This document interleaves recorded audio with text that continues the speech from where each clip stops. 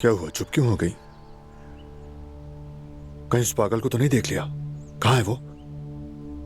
हाँ, मीरान। क्या हुआ मीरान को? क्या हुआ उसे? उसका नाम लेते ही बेचैनी सी हो गई। वो क्यों? बहुत याद आ रहा है।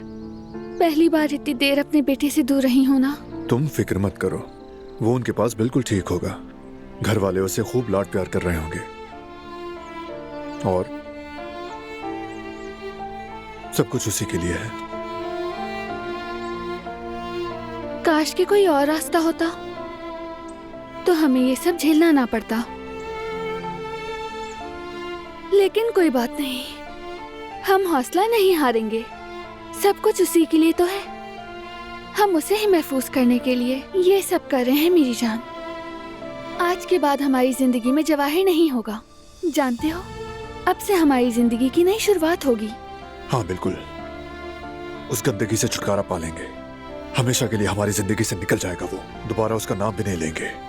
परेशान मत हो। बिल्कुल।